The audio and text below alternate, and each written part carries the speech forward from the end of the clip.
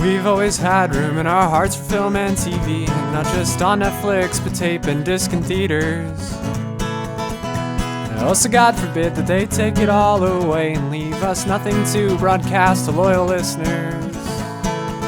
We'll binge watch every single movie, so you don't have to. What else are we here for? Coming to you every week. Listen to us while you're busy. Luckily, we forgot to grow up. Hey everybody, it's Scott. Hey, it's Andrew.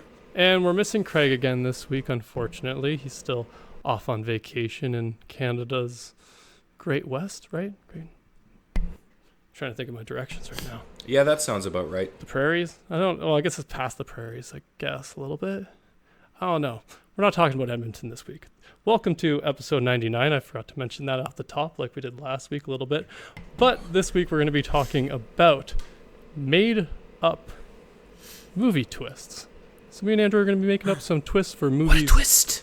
We're about to M. Night Shyamalan this bitch. Exactly. So we're going to put our M. Night Shyamalan caps on, because that's how I say it. And yeah, that sounds pretty much right. Yeah. And then try and see if we can come up with some twist ending to some classics or not so classics, some cult classics, some different movies that we've thought up of. Andrew was far more prepared for this than I was. I can admit that. So Andrew, what else is new? That was rude. I take it back, man. I take that back. That was harsh. I was just like, sorry. I usually am the most prepared, actually, I think. You are. I'm usually just a bullshitter. Well, I'll start you off with something good, okay? All right. You ready? I'm going to start with Transformers. Transformers. Because we all know I love me some Transformers. Yes, you do. My plot twist is that Optimus and Megatron were supposed to be combiners. Oh. They're the two sides of the same coin. Yes. That's why they feuded out. Yes. And they see everything exactly the opposite. They were supposed to be combiners, but they never finished like the networking, or their sparks never interfaced. Oh. Or whatever it was. So they're both incomplete a little bit. That's it. So that's why neither of them like totally hate the other. It's just like they disagree with what the other one's doing. Yeah. The way each of them go about implementing their ideologies. They need each other, but they don't understand why. Yeah, I like that. And I also like that it doesn't you don't have to change the plot too much to kind of integrate that into it too, that twist. Yeah, it's just like you find out and you're like, oh man, what? It adds more of a layer to the whole franchise even. And then you spend the whole franchise just hoping that like maybe Unicron's going to actually show up, and the only way to defeat it is for like Optimus and Megatron to fuse together. And maybe that becomes like not Primus, but like the son of Primus or something. I had nothing for you there. This is very deep Transformers lore that I'm like they become like, they fuse together to become like a key, you know? Like the second version of the Allspark, and then they can take him down or something. I don't know. I didn't think that far ahead. Fair enough. All I thought of was that Optimus and Megatron were supposed to be these dope ass combiners. No, I like that. I like the implications it gives. Again, like I said, I also like that it doesn't change. Like you don't have to change too much, because that's where I struggled. I changed all the endings of my movies, so I like that this one's just a detail you add. Most of my other ones are massive changes. Okay. Or like weird like crossovers by accident. All right. Like my next one, which is Batman Under the Red Hood. Okay, the animated one. The Red Hood. Do you want to guess who he is? Oh, we're switching it up. Okay. We're switching it up. So it's not Jason Todd. It's not Jason Todd. Ooh. Oh, there's so many options. Is it another Robin? No, it's fucking Bruce Wayne.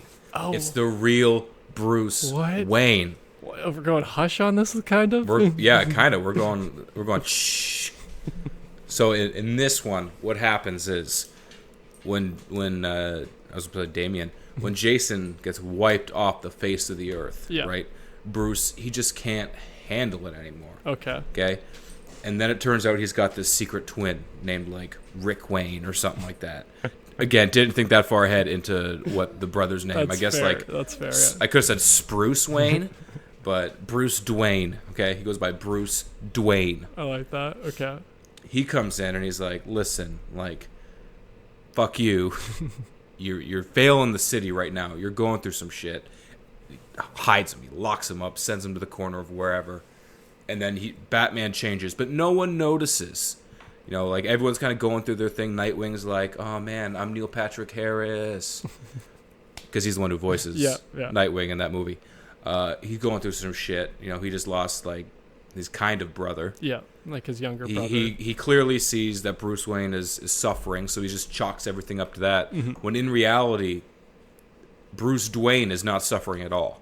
No, he just sees his opportunity to step in and take over and do what needs to be done. Okay. So the real Bruce Wayne, he cracks. Yeah, he's like, "Listen, Bruce, I'm Bruce. You're fucking up. Clearly, I didn't do what's right to keep Jason alive. I need to change my methods."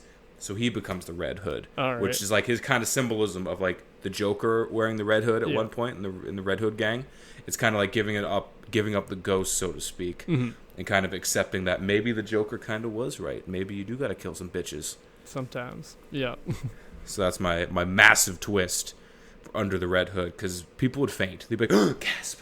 That would be a crazy spin-off universe, because that'd have to be a very Elseworlds type, because then you you could not integrate that now. Yeah, because that'd just fuck up the whole, because Batman would be a new dude, right? Like, yeah. But I like it.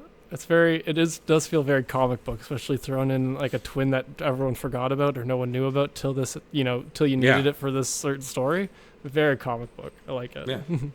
So next one, I got another comic book one for you. Nice. Okay, it's Justice League War. Yes. Okay. Which one was that?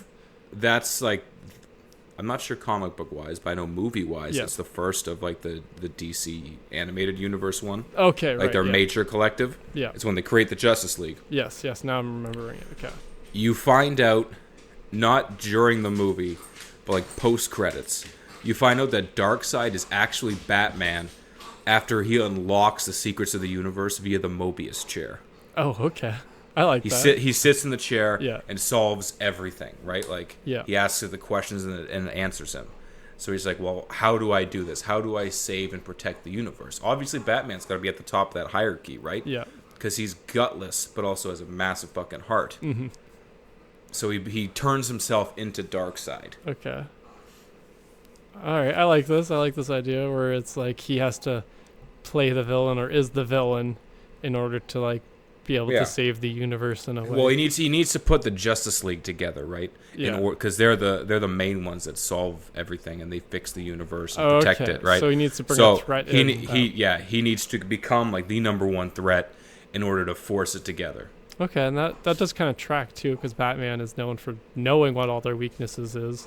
Yeah. And so it's like, okay, it would make sense that he maybe was the one that was like, okay, I need to come up with some kind of thing that would then spark the need for, not just one superhero, but for them all to come together and fight. Yeah. And so kind of like how Mysterio in Far From Home uses like spoilers. I never even saw it, so I'm spoiling for myself. That's fair.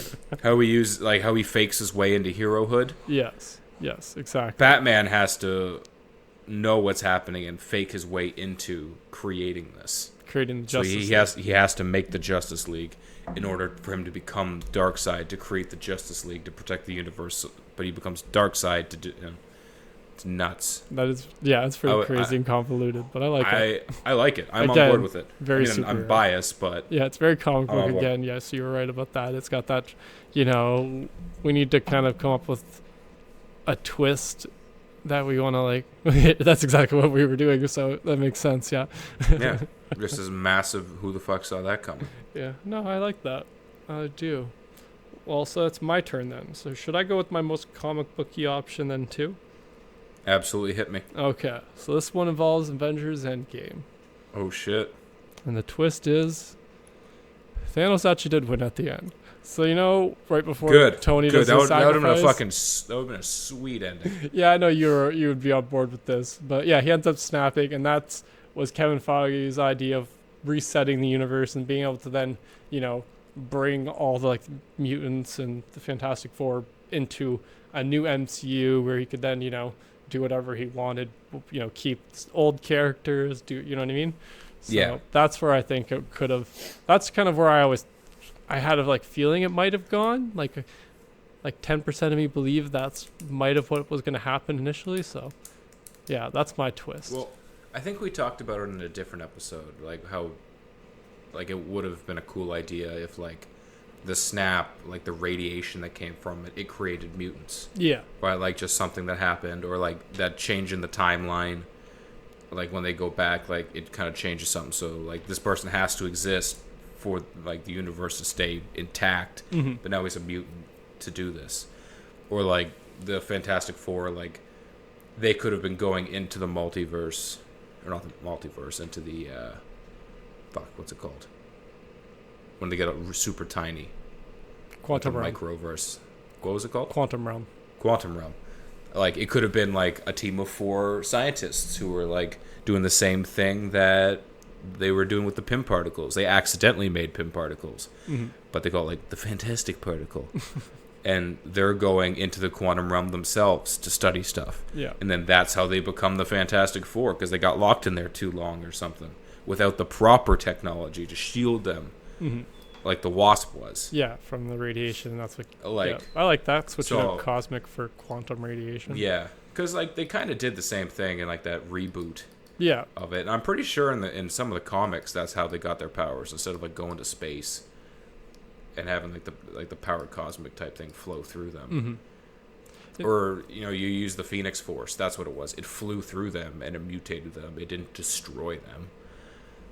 I like or that something one too. like Yeah. that. I like But if when Thanos snaps the stones out of existence, like at the beginning of Endgame. You know how like he did that and destroyed them all, thus creating us having to do the time travel. I would like if the energy from that then is what created mutants and also somehow led to the Fantastic Four as well, which I think, it's still a possibility because they're going back into that world. Or at the very least, if it created the Phoenix Force, or if it created the, what they call the power cosmic that the Silver Surfer has. Okay, yeah, that'd like be cool. If that happens and then, it goes off and Galactus, like, he's like, huh? Because he's eating a planet. He's like, huh? Yeah. And he, like, catches that. And he's like, oh, cool, I'll save this for later. And then, boom, Silver Surfer. Yeah, no, and I think it's very possible that that's maybe the route they're going to go. Because they did leave that a little bit like, well, the part I find interesting about that is that he destroyed them at the beginning, but then we get the Sorcerer Supreme, Tilda Swinton, telling Bruce that if you destroy, she says if you take it out of the timeline. So that's where it's a little confusing, because she doesn't really talk about what happens when you destroy one, but it's also like, well, you say at another point that they're fundamental parts of the universe, so it's like, can you destroy them? Like, especially the soul one? Like, yeah, would you really destroy them, or would you just, like, kind of move them? Would you just kind of, like... transfer the energy into something else, right? Like, because if they existed with the creation of the universe, wouldn't they then destroy the universe? That was my, like... Yeah. Which is why I think it's not 100% done. I think there's something left there. That's why Endgame is bullshit. Oh, my God. Or we're just reading way too much into it. Whew. Well, I mean, they just lost Spider-Man, so they kind of have a lot of fucking backtracking to do right now. Well, it's curious to think, like, how much he might have tied into, like... Because he wasn't, like, he hasn't been, like, announced with anything they've announced for the next couple of years. Yeah. Or, like, not closely enough tied, if that makes sense? It's not like there's an Avengers movie coming out or any crossovers coming out. So it's like... Well, I think it's just they set up, like, he's been outed. And, like, the only way I can think of them actually letting it happen is if down the road, like, Nick Fury's like, yeah, we can't find Spider-Man. He's gone so far underground that we don't know who he is or what he's doing anymore. And they just never fucking talk about it again. Yeah, well, see, I don't even think they'd even go that road. I think if they were going to go not talk about it, just never that's what it is. Exactly. Kind of just like when they've done these different casting things like where recasts, they're just like, yeah, we're just not going to talk about it. We got to tell a story. We got to make it work. In like 2 years, you'll get some fucking fanboy who goes on Reddit and he's like, oh, when my thing happened was... And pitch something fucking stupid and then have the Russo brothers be like, oh, yeah, that's what we meant to do by letting Spider-Man leave. Fuck off. I hate them so much. I've seen their names pop up on a bunch of stuff recently, like an episode of Community. Yeah. There was an episode of, I think it was Happy Endings they produced. like just a bunch of shit that I like where it comes up, and just the whole episode I'm like, fuck you guys, fuck you guys, they're smug ass faces, fuck them. Next up on my super twist is Andrew liked Endgame. No, that's not. That would be That's a not twist. a twist. That's not a twist. That's impossible. That's just a lie. That's a big, bold-faced fucking lie. So I have the Terminator. Yeah, you had mentioned this one before. I'm very curious to hear Okay. what your twist is. So my twist isn't really a twist. Okay. It's just like a secret that only he knows, and it's that the Terminator actually sends himself back to create like a time loop or like a time paradox, because like he's supposed to start it, so by sending himself to the past he's not around to start it again. And like every other Terminator that get like after T2, Okay. but like every Terminator that gets sent back is supposed to stop him from stopping it. They're not there to kill Sean Connor or Sarah Connor. Did I say Sean Connor? I think I was just thinking Sean Connery. Yeah, I was like, Sean Connor. I'm not great with names. That's one of those names that I'm like, no, Yeah. that's not right. John Connor. There It's you John go, Connor. So he's not there to kill Sarah Connor or John Connor or Sean Connery. He's there just to not exist in the future. Yeah.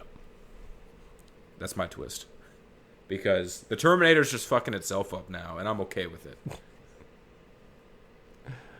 This is a movie where like all the sequels are bullshit, and they know it's bullshit, and they admit it to themselves.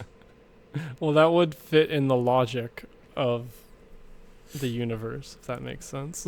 Yeah, I mean, the last, like, Terminator Genesis, there's an old fucking Terminator, and Emilia Clarke's way of describing it is like, oh yeah, he's a robot, but like his tissue's human, so that's why he's old. Yeah. And we're just like, cool, show us your cans. And then they almost do. Oh gosh. That was a twist. You didn't see that coming, No, did you? I didn't. So next up on my list, and this one's kind of dark. Yeah. This one's Cats the Musical. Oh, wait, what? Okay. Yep. Yeah. Okay, it's already kind of dark because like they're hoping to die and be reborn in a better life. Yeah, well, it is But, like an allegory or whatever for Yeah. purgatory or something like that, right? Yeah. Like moving on in life. Or So- moving on to the afterlife. So the Jellicle Ball Mm-hmm. isn't them getting together like in the streets and singing beautiful songs and stuff. It's them at the pound, Oh, kind of like singing their life stories of like what they were before they got to the pound. okay, yeah. And then like the Jellicle Ball is them like finding or like picking one to be rescued from that. Oh, okay. All right. No, that works. I like that. See, I don't know enough about cats to get into the lore too I much. love cats. I'm like, you Love just cats. explained the ending. I'm like, no, that could work too. like, Isn't that how the actual musical is? like if you literally switched it around and that was how it actually ended, and you told me instead it should end in the street, I'd be like, okay, that fits too. Sounds about right. So that's two. Okay, I'll hit you with a third one right Okay. now. Okay, you ready? Yes. Now this one would be a super fun kind of reboot All right. of a certain franchise, okay? So The Longest Yard. Oh, okay. The guards are actually Emperor Ming from Flash Gordon. Oh, okay. They're Emperor Ming's army, All right. okay? And like the football game is like a super secret way of like determining whether or not like Earth should be spared or not. Oh, and by So it's like the cons led by Flash Gordon yeah. instead of like you find out that was his birth name or something Okay. instead of like Adam Sandler's character. Yeah. You find out he's Flash Gordon because Flash Gordon was the quarterback for the New York Jets. Yes. So you find out he's that guy, and then they end up taking the guards down, and then Emperor Ming's like, "Fuck, they won," And then decides to attack Earth. and then attacks Earth anyway. But that happens right at the end. Yeah. So then it's an open ending. You know, I like They that. either get a sequel or they don't. The longest yard. Yeah, Longest yarder. yeah. I don't have any better ones, to be honest. The longerest yard, the infinite yard. The longest yard 2 Electric Boogaloo. Ooh. That's what I hear. Like The different podcasts and YouTube channels always make the joke of. The longest yard, 4th down, and out. That seems a little too on the ball. A little bit too much, yeah. Anyways, that's my next 3. What's your next one? My next one is for Solo. I can't remember how you felt about Solo. I actually liked it. Okay. I when I walked in the first time, I was expecting it to suck, and I really didn't want to see it. Mm-hmm. Like, I didn't want to see it succeed. Yeah. I didn't want it to be good. I thought, like, I didn't like the look of the guy. He didn't look enough like Harrison Ford. Yes. And then right off the hop, you see his mannerisms, and he's not like Harrison Ford at all. No. But then as the movie went on, I was like, okay. And I got super into it. And then by the end, you see the fully developed character who carries himself just like Harrison Ford did. And I was like, fuck, I'm into it. I like this movie. I will defend it until the day I die. Okay. Well, I also enjoyed it too. As much as I hate these bullshit money-making schemes that cinema-making companies have, not saying any names, but, oh man, this knee hurts. Fuck. But anyways, so not to point any fingers, I hate it, but also they haven't been as bad as people give them credit for. Like, I agree. Everyone fucking hated on Solo. Oh yeah, it tanked. Why? It didn't do great at the box office for a Star Wars legit movie. reasons. And same with The Last Jedi. Yeah. Like, everyone I talked to fucking hated it. Yeah. And I was like, well, what was your issue? And they're like, oh, that Eskimo chick. And I was like, first of all, you don't get to say that word. Yeah. That's not even their word. That's like a scumbag word, so don't use chick. Just kidding. Don't use the E word. But that's like the number one complaint I've heard. Yeah, no, like, that's usually what it is. What the like, fuck does that have? What does she have to do with the story? She doesn't do anything. she was other in than, like 3% of the story, and it's like, Yeah. okay, can we? Okay, so you had a problem with one character in a ensemble movie.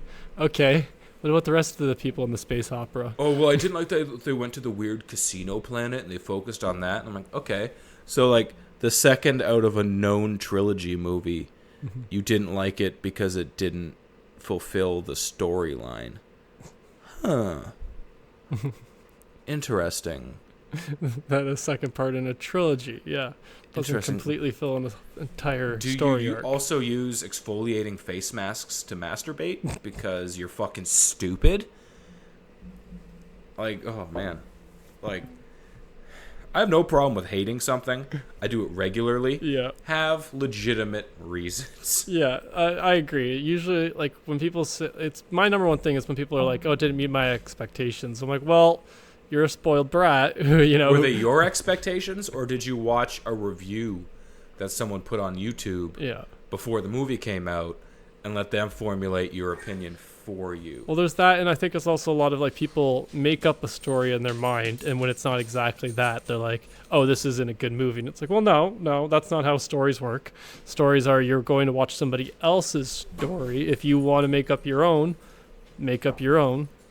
You know, be successful, go be George Lucas, you know. Yeah, really. You know, like, don't pretend that, like, because that's the other thing. It's like, well, these characters were created by somebody who worked hard and made this great world that you just want to cheat by pretending you can dive into, too. Yeah. If he decides that the Jesus character for all of the, you know, the Jedi and the Sith, you know, the Force religion is a fucking purple unicorn that shits rainbows and eats dragons, that's Jesus. Yeah, that's because George fucking Lucas created it. Exactly. Like, now, if he wants to retcon it in 30 years and be like, "Oh no, I meant this," you're like, "Well, you fucking created it. You weren't adapting it from something. It's yours." Well, fuck. I agree in the most in the sense of I don't know what the word is, but I agree with you that I think it's always Star Wars is always George Lucas and his creation, even though Disney now owns it. In my mind, it's like, well, no, if George Lucas tells me something different, I'll accept that more, even though canonically and story-wise, technically, legally, Disney owns it and stuff like that. I agree with you. If George Lucas came up in 5 years and was like, nah, I'm like, he made it. Okay. It was his thing. Like, you He know, did. like His nah means more than anything else. His nah means so much more to me yeah, than people who just don't like one specific character Yeah. who was introduced for really diversity purposes. Who gives a shit if you didn't like the character?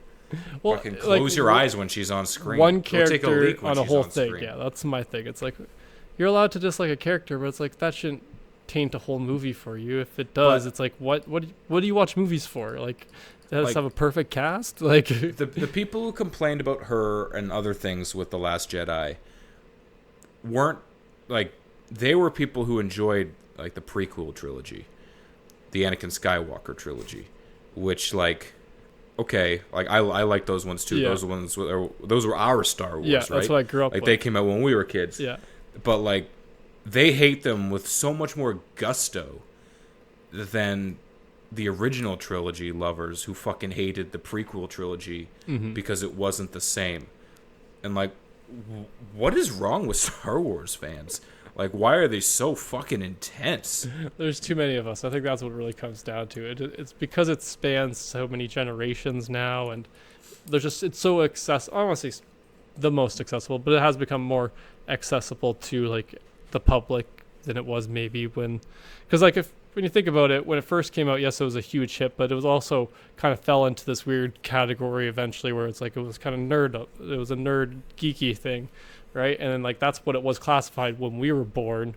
Before, like, even when the prequels came out, it was still kind of this weird like kind of geeky thing, but still kind of breaking into pop culture where like people kind of accepted it as the coolest geeky thing that they're gonna I think accept. they kind of lean more like almost like action movie Yeah, type thing by the time it came out for us, right? I agree. Yeah, so it was like it just fell into like the space action movie kind of category by then. Yeah. And so like, and we're a little more used to it because of all the, not I don't want to say rip-offs, but things inspired by Star Wars that came out before we were even born and before the prequels came out. Yeah. And whereas now it's kind of like, I just want the original 3 every 2 years to be remastered and re-released, and I want to see Leia naked. like, who the fuck doesn't? But Carrie Fisher is no longer with us, R.I.P. So you're not going to get to do that unless you Google it and dig deep. oh wow, I didn't think Solo. I haven't even said what the twist for Solo was. Oh shit, you haven't. We were We just going got off Star about Wars Star Wars. intense. Hit me with the twist, then, brother. Okay, so I just want to clarify. I did like Solo. This twist was just because I was coming up with stuff, and I thought this was kind of a funny thing that would. Okay, be... hit me. So, the movie doesn't change until the very end, Okay. and at the very end, we see he's about to like walk into like go. You know, at the end, how he's about to go like bet against Lando. Yep. Just before that, what actually happened is he gets shot in the back, and then his coat gets taken off of him by actual Harrison Ford. Oh shit! And that guy just walks in, and then just from then on, he's Han Solo, and Like, no do one they ever CGI questions like, it. do they CGI like a Chewie's just like going a along with younger- it because he's like, yo, I don't want to get shot in the back next. And that's where we get Han Solo, and that's how it connects into the real original trilogy. That's why he doesn't look exactly the same. He just like Is that why like Chewie's kind of a bitch? Like towards like Harrison Ford is obviously the alpha between the two of them. exactly because Is he's that why? scared he's 'Cause gonna get Chewie's shot like- in the back next. Now, do they CGI like a younger? Yeah, Harrison Ford? Okay. that's the only way you'd be able to make it like That work. would be awesome. That would be so sweet. Turns out it's like one of those creepy like thieving little bastard kids from the planet he grew up on. Yeah, just one of them who like Okay. knew everything about him anyways and happened to look exactly the same, enough the same that everybody in the Star Wars world was like, no, that's Yeah. the same guy. That's the same guy. Kind of like Yeah. some people might believe me and my younger brother were the same person, and just like That's- a weird okay. kind of weird world. So is that where like the Kessel Run, like the parsecs thing starts to change? Yeah, because he Like, wasn't the actually numbers start there. to fluctuate because he wasn't there. Yeah. He's like, I did it in 10. Like, it was 12. Yeah, 12. That's what I said. Yeah, and that's where it also like it comes into like you pretty much get this thing where it's like Han Solo is actually this like still this mystery because we're like, I don't know where he came from. It's just this dude who came shot the actual Han Solo in the back and just took his name and his life. Whoa. Because then I like that's the way he gets the Han Solo name better than some fucker in a fucking. Yeah. That was still my Some one guy problem who's with it. Yeah. Solo. Like I would rather him steal the name because that's a Han Solo thing to do is to steal Yeah. something. Like okay, he stole the name as opposed to was given to him by the Empire, by Like he's a not Empire accountant. Well, not Like an he's not accountant. actually there to like get the Millennium Falcon back. It's just, hey Chewie, who's got something that's pretty cool? And Chewie's like, he has a spaceship. And he's like, let's go fucking get the spaceship. Yeah, and then he goes, wins it off Lando the whole time thinking it's the exact same. He's like, Lando's kind of like he's kind of questionable about it, like, and that's why he gets so pissed off later because like he finds out that this Han isn't the same Han. Yeah, but after they bond, that's why they like. So they have Yeah. a bonding thing in between this and when they run into each Yeah. other again in Empire? Empire, yeah. Yeah. And so But- yeah. I kind of like that. Like that's always pissed. He's like, man, you actually stole it from me. Exactly. That's why, and I think it makes his original the original Han's. Well, I said the Han Solo in the original series. It keeps his character a little bit more intact, I think, than this Solo one where we get a Solo movie, but it's not actually about the Solo we always thought. It is and isn't because Yeah. we see where Han Solo enters the universe in a sense and how he does, but we don't get like a backstory of where that guy came from, where Harrison Ford Han Solo came from. That's just some random guy who just came in and shot Han Solo in the back and stole his life because they look the same. I like that. I like that a lot. Nice. I thought you would. I thought it'd be a fun one too because it kind of fits. It would kind of. I think that would make certain people who are unhappy with Solo a lot happier. It's something Disney could easily do too. You know what I mean? It's like, oh yeah, we work on this. Since it wasn't as successful of a thing, if they wanted to do some kind of weird thing, then it's Which I still think is bullshit. yeah. No, I agree. But yeah, so that's my Solo one. Did you want to go with 3 more, or should I just give you my last one? I'll take the next 3 and we'll finish up on yours because both of yours have been really good so far. Okay. It might have been kind of cue marks. So my next one, and this is one like I stretched it. Okay. So you know the Lion, the Witch, and the Wardrobe. Yes. Okay. Okay. So my twist is that their land, I forget what it's called, but like the magical fantasy realm inside of the wardrobe. Narnia? Yeah, that's the one. Yeah, Narnia. Okay, I was tripping out because I'm like, did he not say Narnia? No, that's not part of the title. No, Okay, that's why he forgot it was called Narnia. I Okay. think I just called it The Lion, the Witch, and the Wardrobe. I could not fucking remember what it was called. Yeah, okay. But it's actually like the Vanishing Cabinet Yeah. from Harry Potter. Oh, okay. So you tie So, in like- those 2 universes. Yeah. Tie that shit together, son. Okay, and then Narnia is like a dimension that No. it can travel to, or a realm it can travel to. Yeah, Narnia is like literally just like Yugoslavia. It's not Yugoslavia, but it's like somewhere. You know, let's call it New Zealand. Okay, Narnia is actually like a little magic area in New Zealand because Narnia looks kind of New Zealandish, right? I was gonna say it takes place exactly where the Lord of the Rings did, but just nobody notices because the magic. Yeah, like I'm pretty, and that was New Zealand, was it not? Yeah, that's why I Yeah. thought it was funny. Like, yeah. So like we'll make it like and that'll be like a triple reference, right? It'll be like, ooh, here we go. Oh, I like it. And I it's do like like this it. Yeah. and it's like this magical, like the magic quarter of New Zealand is called Narnia. I like it. I do like it. I Like don't know it's enough- straight up got the witch in it. Yeah. Like That's true. I know so little about how Narnia's franchise continues that I'm like, I don't know how to like work the world from here though. You know what I mean? Like, I know nothing about it. I didn't even know the name. I just stretched it. that's true. That's true. And all like my memories of it are some reason going back to actually the Epic movie where they're making fun of Narnia. Oh, that one's so good. It's so bad but so good. It came Mr. out just at that time where where our immature yeah. humor just hit that. I love the X-Men crossover where they hook up with Prince Eric or whatever the fuck his name is. And like he gets Mystique to like change her body. Yeah. And it's like it's Carmen Electra. Like I never liked her face, but her body was. But she like starts like just getting fatter. Then he gets like the bingo wings, and like he just goes nuts for it. Then they got the white bitch. Kevin Hart plays the albino. Yeah. Fucking hilarious. Those wings were so ridiculously terrible. And then they got worse and worse as they made more and more spoofs. Oh god, they were so bad. Like, I quit at, what was it? Something, the one that was the 300 ripoff. Walk of the Spartans or something like that? Something like that. Yeah. That wasn't good. Anyways, hit me with your next one. Okay, so my next one, another Harry Potter one. Okay. What? Okay. Hagrid Oh, okay. is the real leader of like the Death Eaters. Voldemort's actually like his number 2. Like, you know how in Iron Man 3 you've got like the Mandarin Yeah. isn't actually like the Mandarin. Yeah, type thing. he's playing a role. I like that, like Hagrid Yeah. the whole time's in the background Yeah. and just manipulating. Kind of like there's that fan Voldemort. theory about how Jar Jar Binks is actually like the Sith Lord. Yeah. And like he's manipulating everything just the way they want, and they make him think that he isn't. Yeah.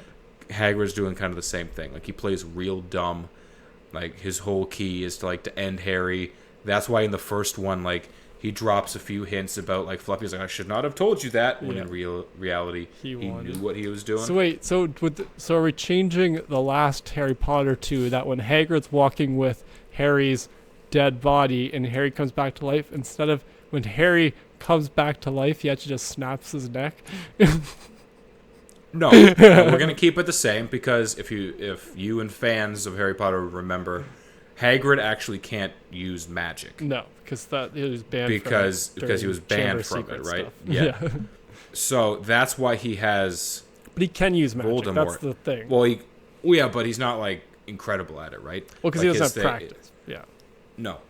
So he gets Voldemort to do all his magical stuff. Yeah. So like he's not strong enough with magic, but because he's half like giant. Well, that's why I said like, he physically like he's snapped just like. Harry's Well, I'm neck. still trying to keep it like not having to change everything. That's fair. So right. like, and Harry still doesn't know at this point. So this is one of those like So- secret twists in a sense. Yeah. So it's Well, you find like maybe at the end of it when they're sending all the kids back Yeah. to school and Voldemort's gone, you see Hagrid just like in his hut like plotting. see that's what I was what's gonna next? say. See, I like this idea because if especially not going my way where you snap Harry's neck Yeah. and you leave him alive, but at the end you see like, Hagrid actually like maybe he actually shaves his head and he's got the Death Eater thing on the back of his head. Yeah. We do something crazy like that, and then like 10 years down the road, we get Or even more like he just takes the wig and the beard and it's like a fake beard. We'll see. He, Cool. he takes Actually, it off. He does magic. He's got like Slytherin like branded on his chest or something. That'd be crazy. Yeah. No, I like this Like idea. almost like a skinhead. And then we get then he spends 10, however many years you want to do it to make it into like the Wizarding Star Wars trilogy where we come back. We bring them all back in like their 30s, 40s to fight Hagrid and his Death Eaters. And it was all because Hagrid was actually in love with Harry's mom too. Oh shit! Everybody was in love with Harry's mom, so why not throw Hagrid in there and make it the reason? Even though Hagrid's old as fuck, the giant that's maybe that's part of it. Yeah. Like in order for him to be, because it's Tom Riddle who gets him kicked out, right? Yeah. So like maybe that's part of it. Like they have to do that in order to get it started. Tom's actually like he's very powerful with his magic, but he's not smart. Yeah. Whereas Hagrid, like he had the ability to like communicate and control animals, but he hadn't because he was only half wizard or witch. Yeah. His magic skills weren't where they needed to be, so he needed Tom to fake the persona of Voldemort. When in reality, like it was Hagrid just pulling the fucking strings the whole time. Well, And that's why he comes back and works as gameskeeper at Hogwarts, so he can keep an eye on everything and weasel his way in. I was thinking we could also go, instead of, we actually leave the Voldemort part normal until Voldemort dies from Harry. And that's when Hagrid, steps up, and puts, Voldemort into his service after that. Does that make sense? Okay. And then so, pretty much once Harry's alive, from that point on is when Hagrid's like, well, no, fuck, this James Potter guy knocked up the girl I love. And then he went and died. Now I gotta care for his son? fuck that shit. And he just Fuck waits that around shit. until he's 18 because he's got some honor. And then... Like that Family Guy sketch with where they do the Back to the Future cutaway to when like Marty's dad notices that Marty looks just like the guy who set them up in high school Yeah. who was named Marty. He's like, you trying to tell me that... No. Like that sort of thing. Where he's like, fuck this. I'm not raising like the guy who knocked up the love of my life. Hell no. Exactly. So Hager goes through the whole, then goes into your evil thing of, plotting the return. Snaps, eh? Yeah. And that's how, he, manipulates. Is that how they initially like enlist Snape to be a Death Eater? Is because like he knows that Snape was in love with her too. Yes. So then like he gets Voldemort, Tom Riddle, to step in and be like, hey, listen, like that guy, you can definitely get him to join because he's in love with the girl who's getting fucked by the guy I hate. So we're gonna make sure he dies, but we're also gonna make sure he dies. It really depends on how deep we want to go with this. We're going deep. We're going deep. Because then we get into the territory of, well, technically Snape was had went to work for him before, Voldemort's first fall. That's true. So that's why, technically, it depends on which way we want to go with when Hagrid, decides. We have time. We have time before we have to make this reboot. Yes. So Yeah, we gotta get the rights to it. It's a whole thing. Well, it's with Warner Brothers, so I think we can make something work. Either that, or we just have to tweet at J.K. Rowling and be like, "Hey, listen, we had this idea," and she'd be like, "Oh yeah, that's what happened the whole time," because she marvels it with all these bullshit retcons. This guy was this. My favorite of her retcons, which has made me lose all respect for her, was the wizards where they poop, which is they just walk around and they just poop and magic it away. Apparently, that's something she made canon via Twitter. The richest author in history. Then why the fuck do they have big ass elaborate bathrooms with stalls in it at Hogwarts? Do they not know how to magic away their poop when they built Hogwarts? Was that a thing? I don't know what to tell you. I know they use. They're in the toilets. 1980s, still using floating fucking candles. They didn't know how to magic away poop. I don't know what to tell you. I'm just relaying her Twitter feed, which has been relayed to me via other YouTube and podcasts. I saw a thing on Facebook a year ago or so where it was I'm just sitting here minding my own business, checking my Twitter feed, and then I see this. And it was a bunch of faked J.K. Rowling tweets with stupid extra stupid shit where they're like, yeah, Hermione likes to have her toes sucked by this guy, and just really obscure sexual weird stuff.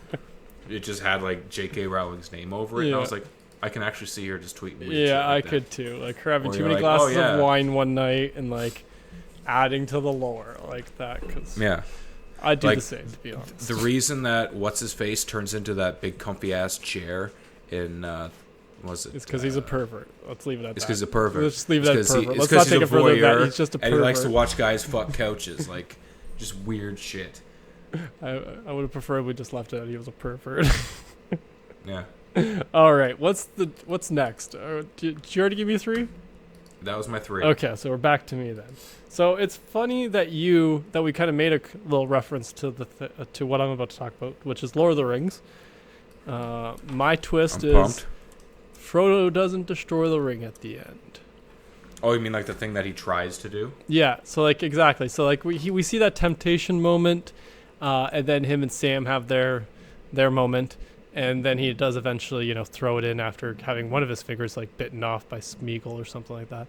I can't remember. I haven't watched this movie in a while, the exact order of these sequences of events. But in my version, when he's thinking about going bad, he just does go bad. He just puts the ring on, pushes Sam in as he's puts the ring on, goes invisible, pushes Smeagol or whatever's Gollum, and then Sam into the thing as he's walking out invisible, and then Frodo decides he's gonna rule Middle Earth now, and he goes up, he goes and kills that wizard dude, he takes over the eye, and then we go from there. That's about as far as I got, to be honest. I was just trying to blow up some big. Or like I never liked Frodo anyways. I just hate the way it ends too. Like, to be honest, like I could be just the acting. To be honest, I think it's a little maybe overdone, and particularly when he's like kind of going bad. I'm like, you're weird. Just put the ring on. Leave me alone. Just disappear or fall. He's a weird fucking dude. Yeah, it's a very weird Like- character.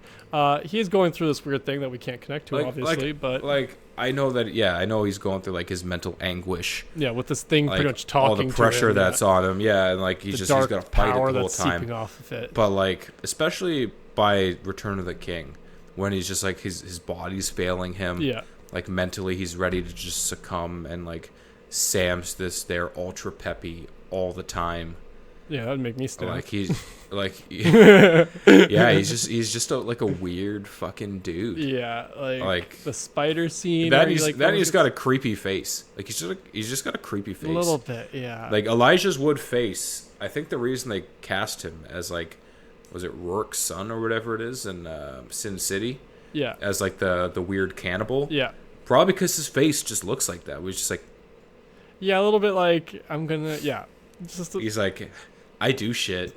You know I do shit. It's You just those don't know eyes. what shit I do. It's his eyes, Like yeah. that's it. They're a little Like, bit buggy, beady. Like you're like, I don't 100% trust you. I don't know why. It's something. Just about because those you were eyes. the star of Flipper doesn't give you a free pass from me, my friend. I forgot that. I didn't know that, to be honest. Like you say that though, then I like flash back to seeing Flipper when I was a kid, and I'm like, oh yeah, no, that you makes flash sense. back to that, Yeah. that chick and I would swore it was the Karate Kid. To be honest, if that was a Really? trivia question, I would just cause the timing would have added up. That's the only reason I would have said it. You know, brunette white kid like in the 90s. that's fair. That's fair. We all No, look it was the Elijah same. Wood. Paul Hogan can fucking take 2 fingers and smash it through a coconut without breaking his fingers. Jonathan Banks drives a boat and he's a fucking piece of shit. You're going so much deeper than I could remember on that. Yeah. Chelsea Field exists. I remember Who, there like- was about a dolphin and a young boy. That was it. Yeah. Well, Chelsea Field and like her weird ass kid, like they like fish, and then she makes like this nasty ass chum jello Oh, to feed Flipper, and like I think that's why I don't like jello. I vaguely remember that now. Actually, that you say that. Yeah, because Flipper's dying because he's been poisoned thanks to a fucking dickhead douchebag You remember? dumping all the stuff When off did the you boat. watch this last? Is my question. Probably 8-9 years ago. Okay. I was definitely in high school. Okay, so that's more recent than me, at least. Okay, because I haven't seen it since childhood, and I'm like, I don't remember any of this. I was on the cusp of adulthood, Yeah. but not. Okay. Yeah, that fits into the high school area. Yeah. Yeah. I have one more twist that Okay. I just thought of. Okay. All right. Rock of Ages. Ooh. Okay. But instead of playing that fucking Journey song, Don't Stop Believing, Okay, yeah, that's fair. they play literally any other song. I like that. I do. I enjoy that. That song. There was a time Football ruined that song for me, man. It was between football for us, and just that time of there's a reason it was a very heavily played song during our football days, which means it was played in the locker room a lot for those listening. Yeah, or sang on the bus. Yeah, and it makes sense. It like at that time it had just made kind of that comeback. I think it was around like the song's like what 25th, probably 30th anniversary around then. Something like that. And some movie or movie trailer brought that thing back into like the mainstream, and then every movie started to do it. And yeah, Rock of Ages wasn't even the cap to it too. That's the funny thing. It's still going. Like every couple of months we'll get a trailer. At least once a year, I think we get a trailer with it still. I think so, yeah. So here we go. We're gonna rewrite this, okay? Okay, we're gonna pick a different one. So, we're gonna do Rock of Ages, but we're gonna change the story. Okay. It doesn't take place in 1987 anymore. Okay. It takes place in the year 2004. Because 2005 is too like on the nose. 2000 is too Y2K. Yeah. 2001, some bad shit happened that year. R.I.P. Yeah. Who gives a shit if airplane or jet fuel melts steel beams? Like shit still happened. Pray. We're gonna go 2004. I like 2004 too because it's right in the middle of that weird era where rock music was just weird emo rock. Yeah. So we got that. But it's going to take place like with high school kids. Yeah. But obviously it's going to be like college-age kids or people in their 30s playing high schoolers. It'll be like a group of like freshman college kids mixed with high school kids. Okay. Like it's in a small town in like southern Louisiana or some weird shit like that. Okay. And it starts off there. And what's going to happen is there's going to be like one or two kids who kind of like they're into the classic rock look like music. Mm-hmm. They're not listening to fucking Theory of a Dead Man yet or fucking Panic at the Disco because I don't think they were out yet or like big yet. Anyways, they're listening to classic rock. But then it's all like the emo rockers like you mentioned. Yeah.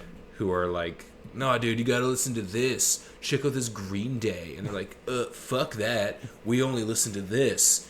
As I'm But then, like, dying. Yeah. So, like... That's an actual band's name. Yeah. All of the music that they play, like, that our antagonists play Yeah. are good classic rock songs. Yeah. Rock of Ages But, songs. yeah, Rock of Ages. And Mine's but Don't throughout Stop the Believing. movie, we're going to have, like, 2004 celebrities. Like, Mark McGrath is going to he's going to play Russell Brand. Like, his character. All right. Or, like, he's going to own the bar. Or, like, even better, he's going to own the radio So wait, station. we're making this movie even earlier in life than it was made, is what you're saying. What do you mean? Mark McGrath was big in 2004? No, my point being is, Like, so is that are not we Sugar using... Ray? No, I'm confused. Are we filming this movie this year, or are we filming it in 2004 is my question. Ooh, that's a good That's where I wasn't sure, because yes, he was big in that year, so I wasn't sure if you wanted to use No, we're gonna 2004 film it. or No, we're gonna film or it current now. day. Okay. We're going to film it now, but we're going to have Mark McGrath in it. Okay. That's where I was just making sure. Just for, like, callbacks. So Okay. we're going to call back to... here we go. I'm going to Google... Call back to 2004. Okay. I was just making sure we were, because you've proposed things where we time travel before and change movies before, like when they happened in the past, and I'm like, okay, this takes a little bit more logistical work for us. This is okay. Okay, so here we go. We're going to have... And it's going to be kind of like Blues Brothers-esque, where they have, like, celebrities... I was like hoping Ray you'd go that Charles- route. Like Ray Charles owns the music store type thing. Yeah. Eminem's going to be a fucking janitor at the school. I like it. Right? And one of the antagonists is going to get detention because guess what? He fought one of the emo kids who told him his music sucked. So now he's in detention. Eminem's going to be like, listen, man, like, people are going to like your music and they're not going to like your music. And then he, like, hits him with, like, this, like, a Eminem deep-ass rhyme, but he doesn't rap it. He just says it. And you're like, oh, shit, that's Marshall Mathers. What? I like it. I like that idea. What? And then who else was big? We got the Black Eyed Peas. Fuck that. What? Nickelback. I love Nickelback. Nickelback is going to be coming to town, and like everyone's going to want to go see Nickelback, except for our two protagonists, because they're going to be like, no, I want to go to the Foreigner concert. It's on the other side of Louisiana, and they're like, no, Nickelback's coming. It's cool. Come on. Spider-Man 2, Spider-Man 1. They're going to be fantastic movies. Actually, I think they were out at this point. Yeah, they would have been. Yeah. Did you not hear that Nickelback song? Yeah. Let's go do this.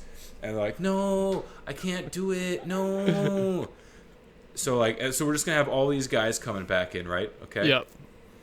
And then at the end of the movie, like, you know how, like, one of the guys is going to be, like, writing his own music along with this, like the soundtrack to his life, because he's going through some stuff in his head. And, like, maybe he's in a dark spot. Maybe he's, like, not suicidal, but, like, on the cusp and, like, doesn't think he fits in because he doesn't like the emo rock. Yeah. But, like, classic rock, like, that's his calling. However, like, it's the past. What's the future? And it turns out his uncle is Uncle Cracker. Oh, snap. So they're going to play Follow Me. He helps write the song Follow I Me. like that as the replacement for Don't Stop Believing, because it kind of works. Follow almost similar. me, everything is alright. And it's like this upbeat, catchy-ass song, but it's about bad things. It's about cheating. Not cool. Oh, I never realized that. Yeah, it's straight up about, hey, I don't care about the ring you wear, but as long as nobody knows, then nobody can That's kind of care. like I didn't realize Shaggy, It Wasn't You're Me, feeling was guilty, also but I'm about well cheating aware. until I was an adult. Shaggy can be in it. Those are both songs that Shaggy can be like the bus driver or something like that. would be great. Or he could own like the restaurant in town where they all kind of go for drinks. I like it. No, that's too Riverdale. I can't do that. That's fair. It's to Riverdale. He owns the McDonald's franchise in town where they go for dollar drinks, which didn't exist in 2004, but we're going to retcon that. Pretend it did, because our lives would have been so different if it was. Absolutely. Yeah, and then Dave Matthews has to make an appearance, though. Of course. Dave Matthews is going to be the principal of the school. I like that. I like that idea. But his brother, like, Jeremy Piven kind of looks like Dave Matthews. Like, I don't know why I just thought of that. Like a comedic version. If you were doing a skit of like, yeah, you should get Jeremy Piven to play him. If that makes sense. Well, I was thinking like if they did like the story of his life. Oh, that could like almost if they did work. a biopic, He's a little shorter, Jeremy, I think, right? If I'm thinking correctly. Height in feet. Okay, Jeremy Piven is 5'9". Dave Matthews height in feet. Oh, Dave Matthews is 6'2". Hot damn! I thought that guy was like 5'10". Dave Matthews can get it. Yeah, I thought he was a Okay, taller so- guy. Then as you were looking it up in my mind, I'm like, am I mixing him up with like Mark McGrath or somebody else too potentially? But Mark McGrath is just out here just fucking coming up left, right, and center. But anyways, that's my reboot of Rock of Ages. I like it.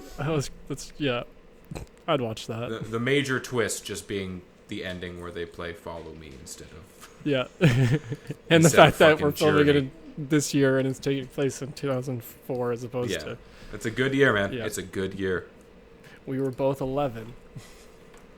Yeah, good years. Before Bills existed. You know what? I don't think 2004 was actually a good year for me, but I digress.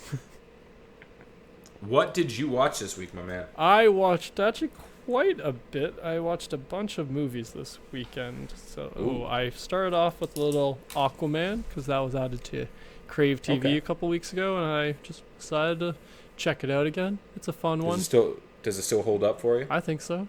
It's Yeah. it's fun. You know, you get exactly what you want from it, exactly what you expect.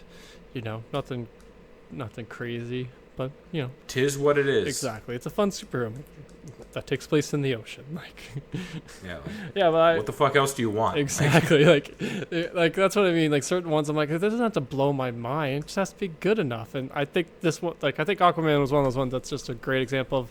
No, it was just fun enough that like everybody wanted to go see it and was cool with checking it out a couple times. It wasn't, you know, winning an Oscar or anything, but Yeah. Was it a movie? Good. Okay, cool. yeah, exactly. So yeah, I checked out Aquaman. I also rewatched the Last Jedi, just because there was a lot of Star Wars news over the weekend. So I felt like rewatching a Star Wars movie. We talked about that, and I didn't even know you had watched it. Well, that's probably what helped inspire some of my thoughts on it too. Oh, possible. Very possible. But yeah, so I watched those. Those were pretty much the only things I had rewatched. Everything else was new stuff. So I watched. Okay, well, before you jump into that, Yeah. I want to know your thoughts. Okay, like they released a new trailer Yes. for Rise of Skywalker. A pretty short one. Yes, a special look is What what are they your- called it. What are your thoughts on what they've shown us new? Do you have any like predictions from it, or Are we talking about spoilers for those who didn't see it or haven't been on the internet? I guess I don't know. Man, get your head out of your ass if you haven't seen it yet? Okay, like you can't consider yourself a fan of Star Wars if you haven't seen it. If you haven't watched the trailer, you know, I Like, agree. You could live in fucking like Guam and like in a hut because all the houses around you got knocked down and all you had was a fucking hut and no internet because your mom and dad are like, we're free loving hippies, fuck that shit. And you would still know. Yeah, no, I agree. It's if you're like even a little bit of a fan, you probably had this pop up somewhere on your net. But yes, the double bladed ray saber, is that what Yeah. we're getting to? That's not even just that, just Daisy Ridley in general. I love her. Yes. She's so cute. I feel like she's got an attitude on her, but I'm okay with that because she's just adorable. Well, I respect her acting, and I think she's great. And I thought that little scene is probably going to be like either a force vision or some kind of mislead.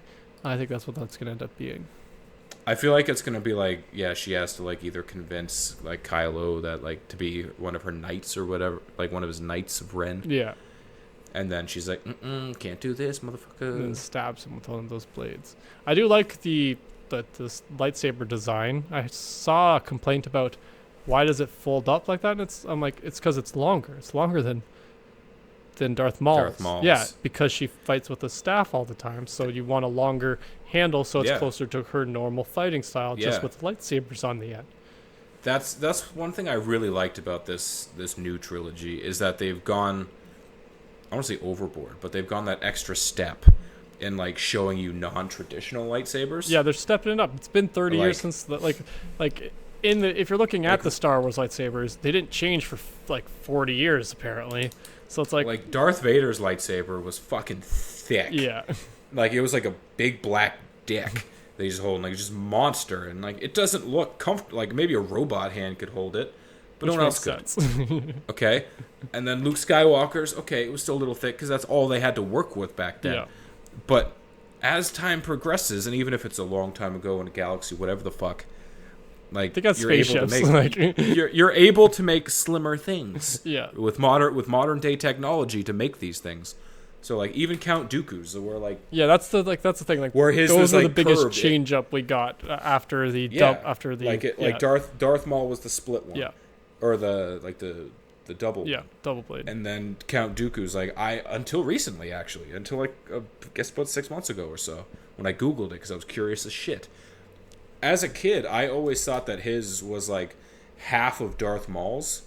Oh. Like, you know how it gets like cut in half? Okay, yeah. Like I thought it was like cut in half and the handle was warped. Oh. That's why he held it. That'd be really and cool then I did the canonically. research. Yeah, no, it's just his. Well, and then I found out that he has it curved like that style because that's like the old way of lightsaber battling. Yeah. Was that because it was for more finesse? Yeah. Because it was easier for the hand to hold, and when you move your wrist, you can get more action out of it, as opposed to like the rigidness of like having to double fist it. Mm-hmm.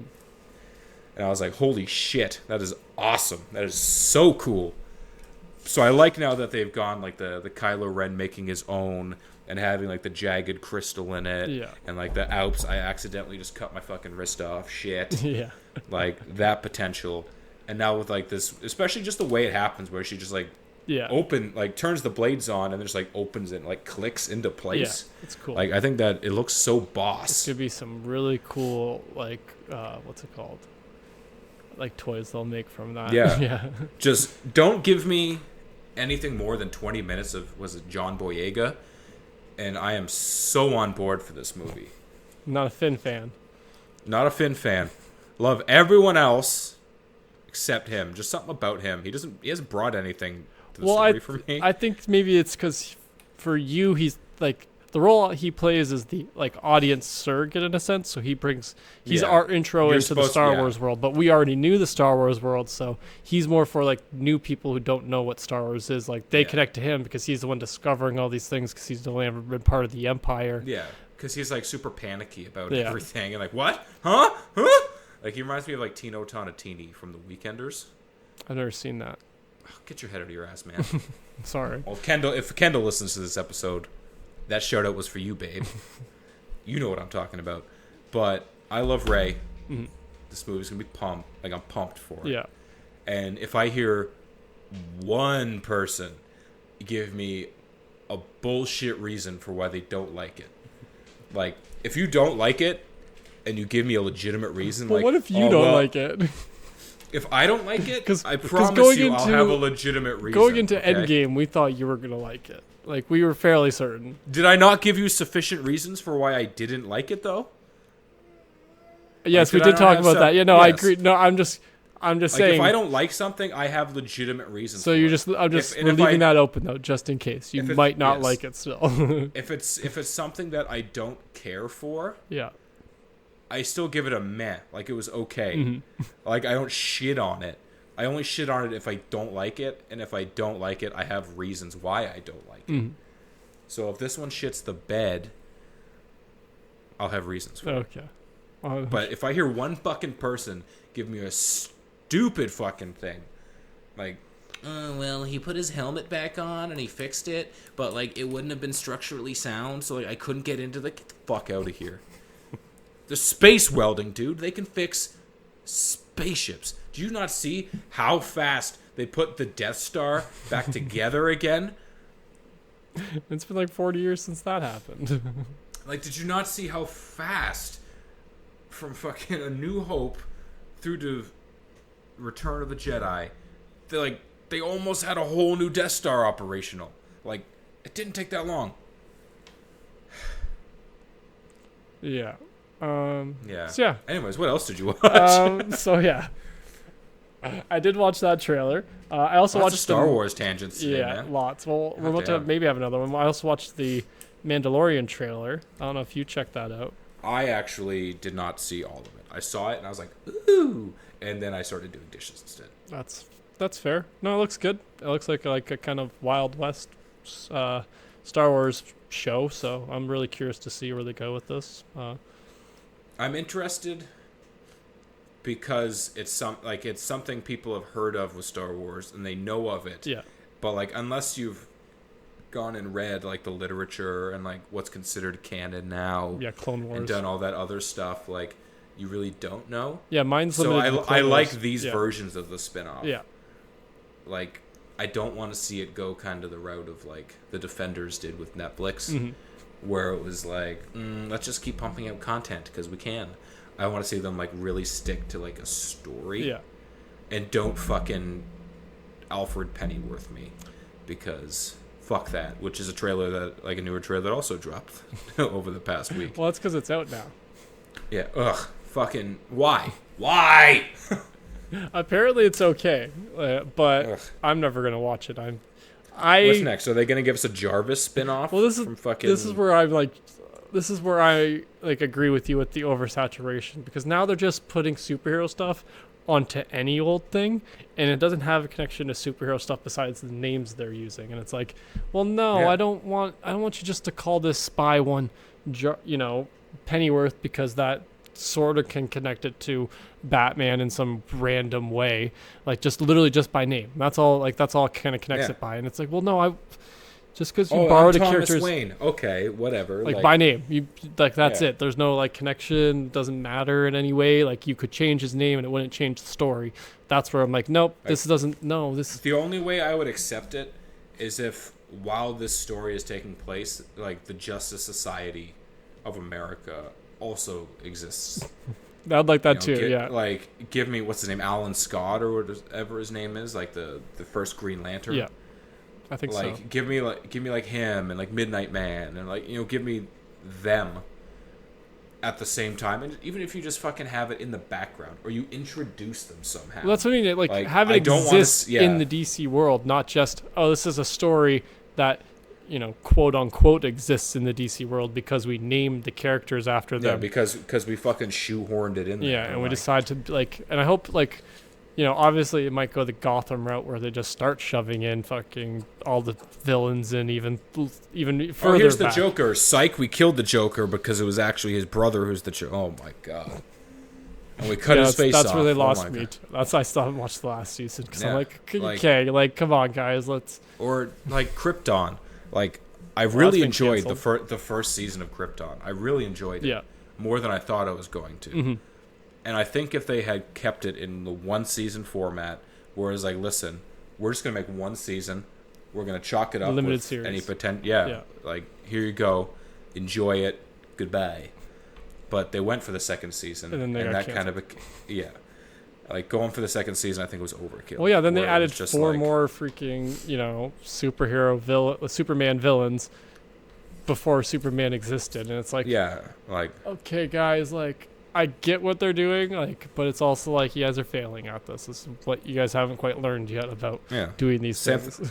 Same thing I feel about the Joker. My interpretation of the Joker, and it's not everyone's, but mine is they exist like because of each other. Yes. That's what happens.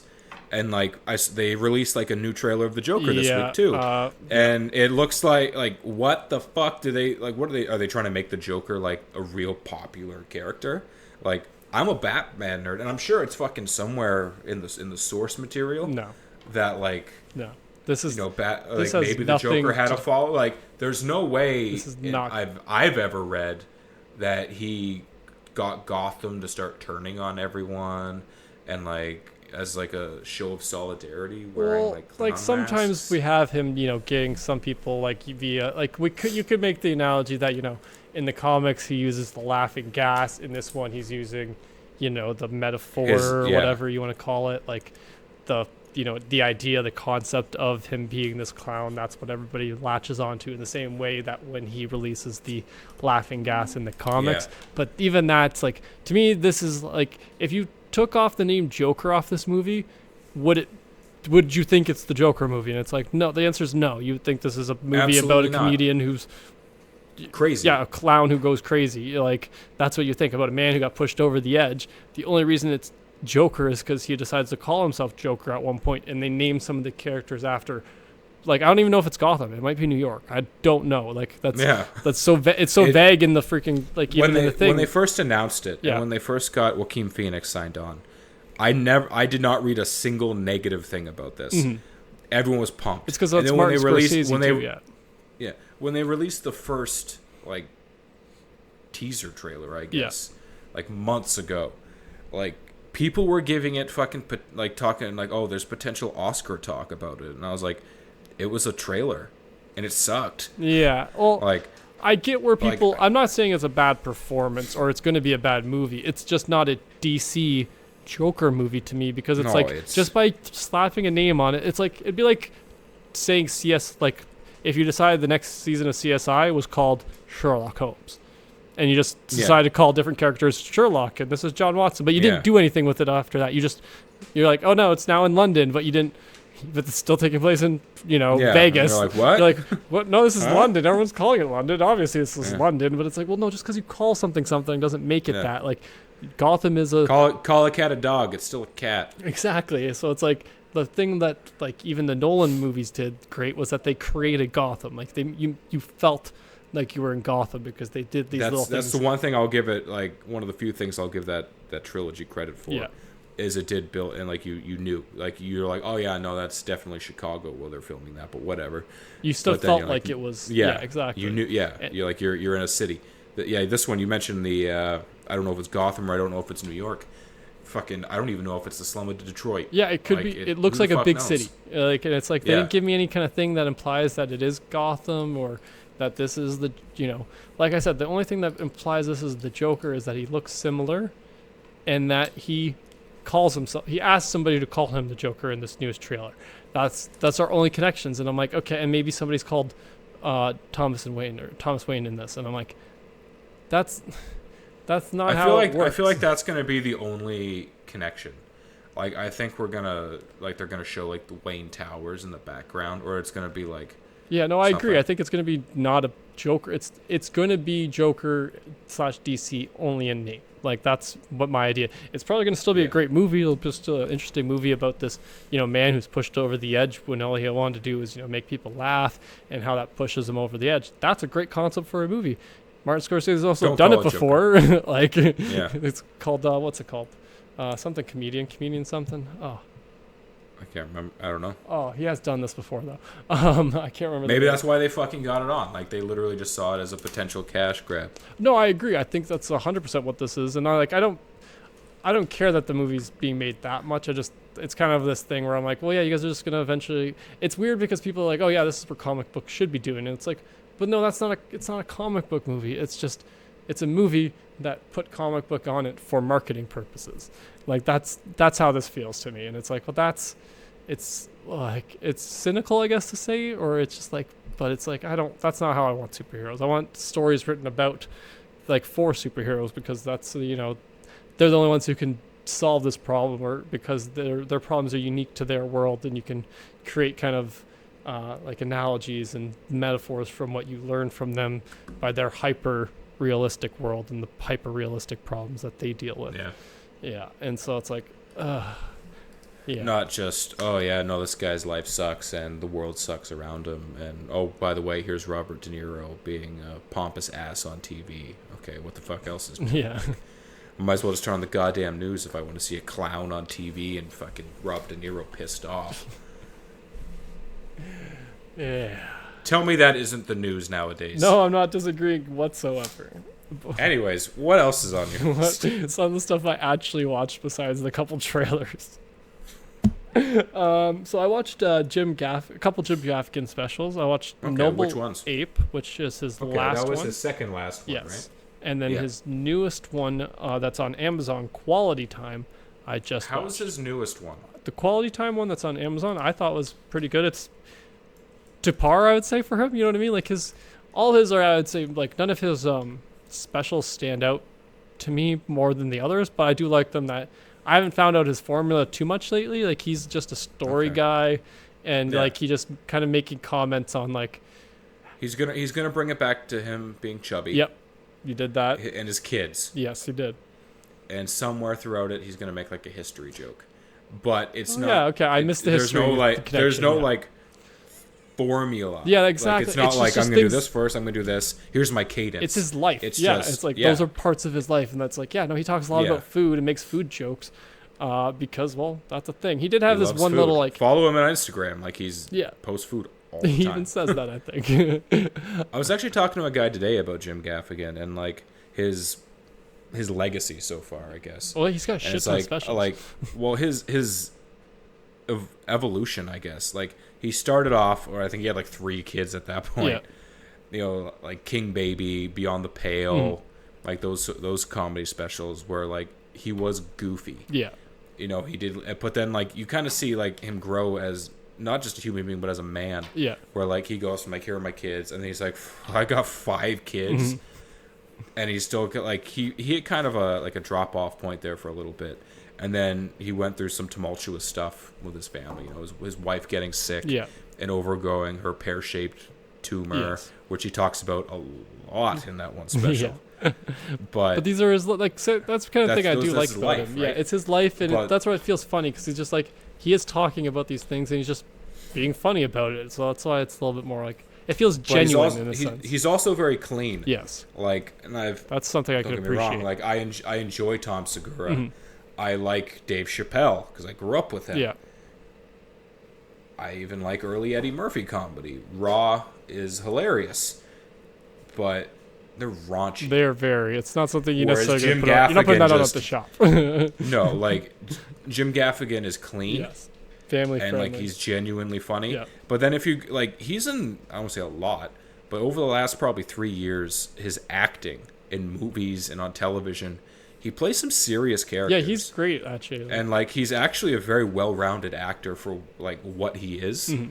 Act like considering he started in comedy, he got big for comedy, and then all of a sudden it was just, oh yeah, by the way, I'm getting casted in these kind of serious, take me as a serious person role. Mhm. Like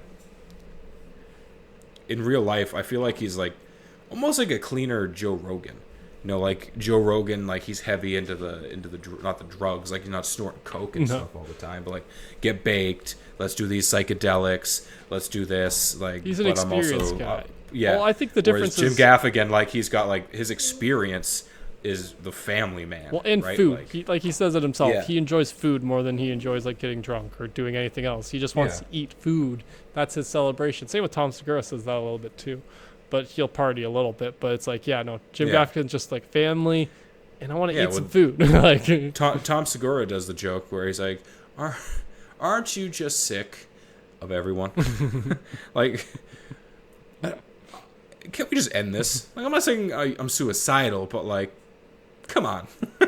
yeah, that connects Like, very yeah, well like with Tom Segura on that. he just wants to go home. Yes. Like, and that's it. Like, I think that's why I like Jim Gaffigan. Yeah. Like, and he did drop off for me for a while, where it was kind of like, I think he was. I don't find you as I think funny. he was pushing it. Like I think he wasn't taking his time as much time because they were Yeah. offering Well, yeah, him other the yearly stuff. Yeah. And so like Yeah. I think he was. I don't want to say forcing it, but like kind of like when you get like movies that decide to like pump out one every year, and it's like, okay, let's maybe ease back a little bit, take a little more time. I find with comedians they need at least 2 years in between theirs, because that's like the same with not Kevin Hart, but Dane Cook. That kind of happened with back in the day, because I remember he had Yeah. like a shit ton come out, and then he fell off because it was like, yeah, no, you're not taking enough time to actually develop your stuff fully, and you're also like so hot that you're like that it's like everyone's laughing at your stuff, but it's not.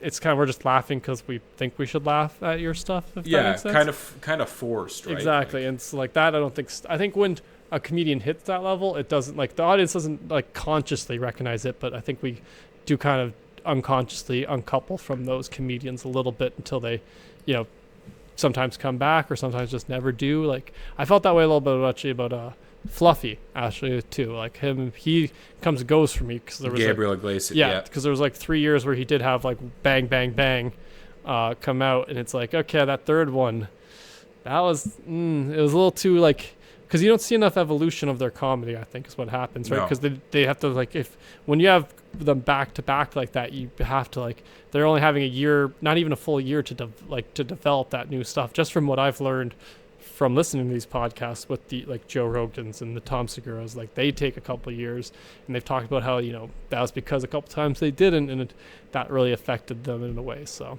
yeah, I think he did, like I think the fact that he had the family stuff happen kind of helped in a sense influence that into him having to take a little more time, and I think he's just seeing the results from that. So but yeah, no, I enjoyed his quality time one on Amazon Prime. I'll say it again.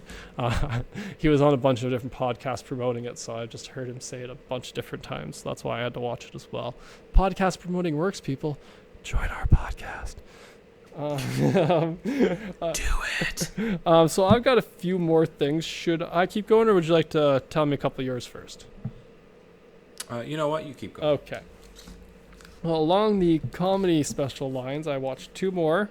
I did watch Dave Chappelle's new special. As did I. What did you think? Very controversial. I honestly don't want to even say my opinion about it because how controversial it was. I don't want there to be backlash. I want there to be controversy about my opinion about the controversial special he had. That's fair. That's fair. But you're okay with controversy, so. Who the fuck do you... See, for him, like, a lot of the stuff he said, like, I think Dave Chappelle might actually be, like, one of the most relaxed people in all of Hollywood. Yes. Because, like, he's kind of like Family Guy, where no one's off limits. Yes. But everything he says is in jest. Like, yes. He's a happily married guy. He's saying everything, like, he's quite literally the definition of it's a joke.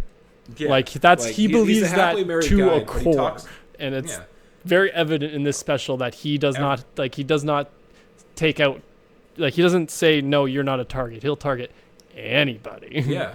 But, like, in jest. Like, everything, like, I feel like you could walk up to this guy and you could be whatever ridiculous over the top thing you can picture, right? You can be a fucking unicorn with dragon's wings and a pumpkin under your arm, carrying a fucking vibrator with a fleshlight in your butt, and walk up to him and you'd be like, hey, N-word, how's it going? Because that's what he refers to everybody as.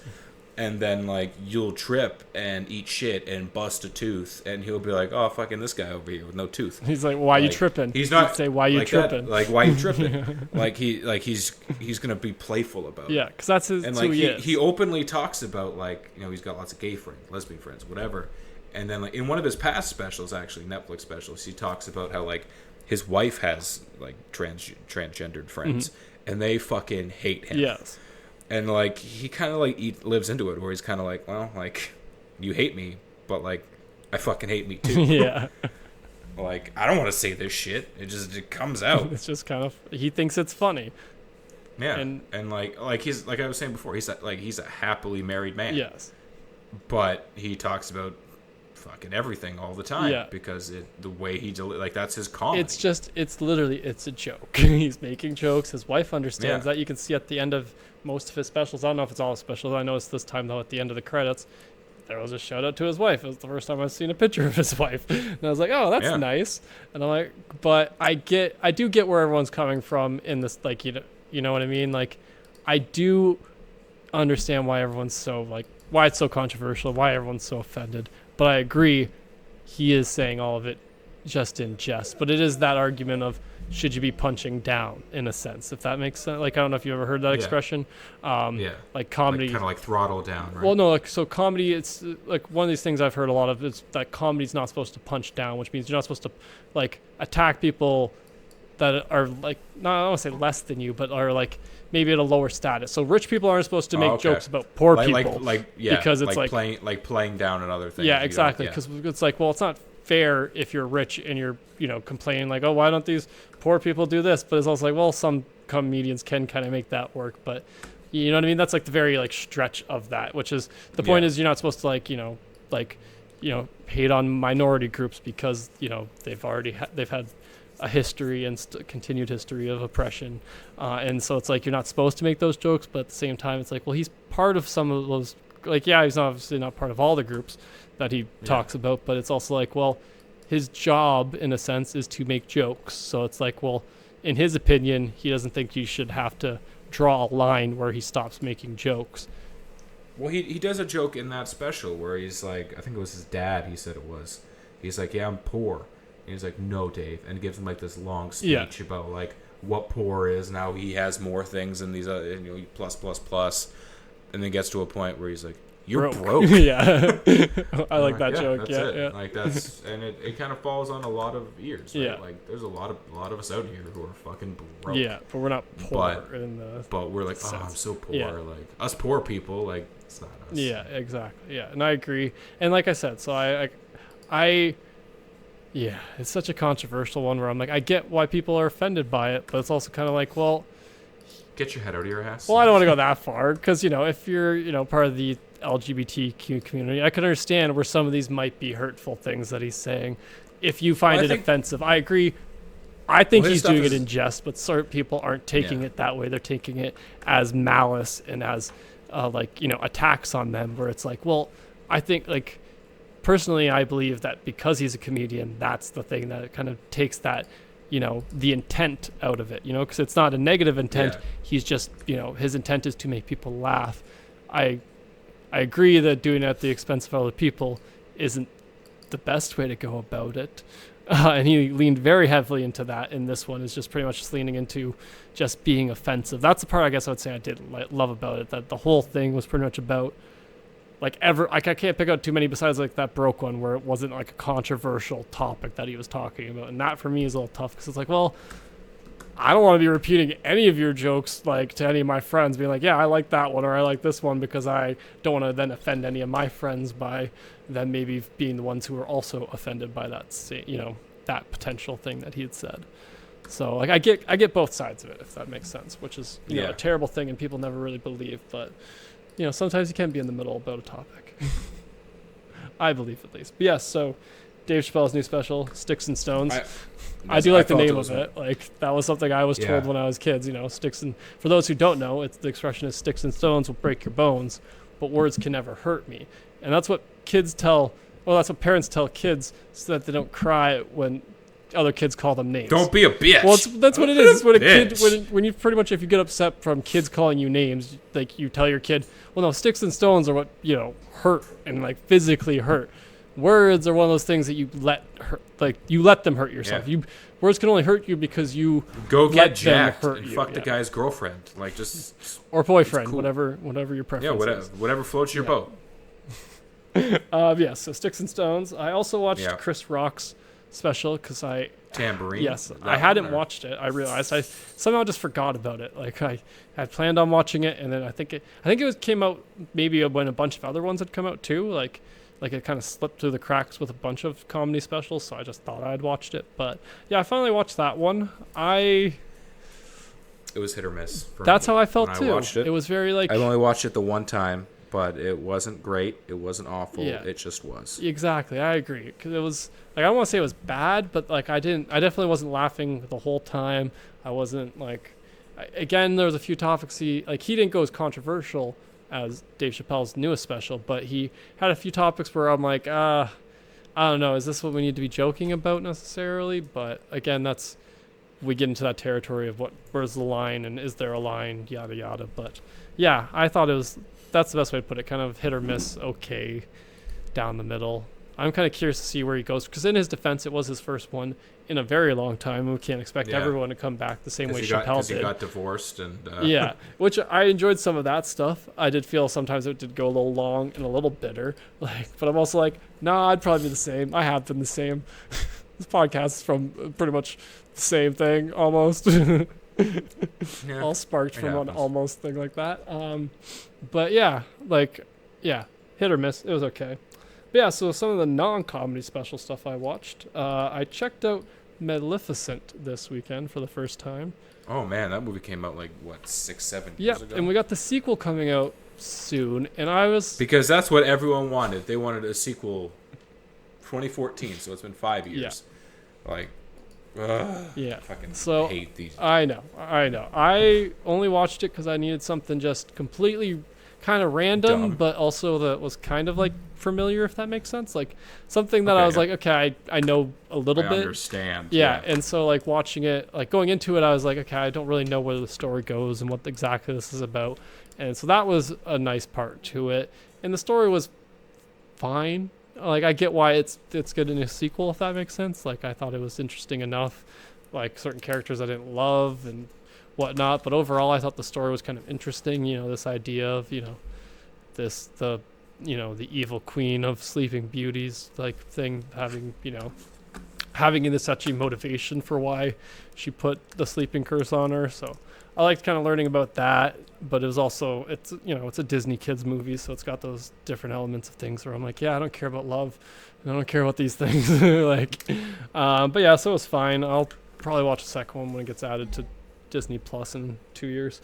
But yeah, along the Disney lines, I also watched A Wrinkle in Time for pretty much the same reason I watched Maleficent. How was that? That one came out last year. Yes, it did. And I hadn't watched That's it. the one with Oprah in it. Yes, Oprah as Mrs. Witch, which when they I remembered a lot more about this like the book than I thought I did as I started watching more of it, but it also definitely goes away from the book a little bit, or I forgot what the book was about a little bit. Like if that makes sense. Like I think they simplified the book a little bit is the best way I can kind of put it. I think is like I remember it being a far more complicated like kind of plot in the end, not just, oh no, we're good and we represent light versus literally darkness is what the story is. And I'm like, no, I definitely think I could have gotten that as a kid. So I think they definitely changed it a bit, but I'm not sure. Maybe it's just I screwed up the word tesseract when I was younger. But it was okay. I get why it wasn't this big sensation, why it wasn't as big a hit as they thought it was going to be. This is definitely one of those ones that I think from now on is going to be a straight to Disney Plus type of Disney movie, if that makes sense. It's one that they want to make out of kind of like nostalgia / creativity. Like it was really great. Like it was like really well done with like CGI, and like it really did bring a lot of the book to life in a way. From what I like from small things I can remember, like there's the one planet they end up on that's got like the suburb with all the things going on, right? I don't know if you remember that from the book. They did a pretty good job with that. I never read it. Oh, you didn't read it in school? No. Okay, I couldn't remember if that was one of those ones that we all had to read in school or not. I remember reading it in a class. I just don't remember if it was one of those ones that everyone had. I went to a cool middle school. Well, I didn't go to middle school because Niagara, we didn't have that. That's not my problem. No, this whole movie felt like it was one of those, like, looking at it, I never saw it, but, like, looking at it objectively, it felt like they were just trying to capitalize off of nostalgia, like a lot of movies are currently doing.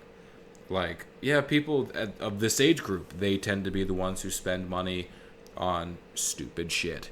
Oh, I remember when I had that as a kid. I'm going to buy that because that's fun. Oh, I remember when I did this as a kid. Oh, it's kind of funny and ironic. Let's go do this. Oh, I remember when I read that book in elementary school.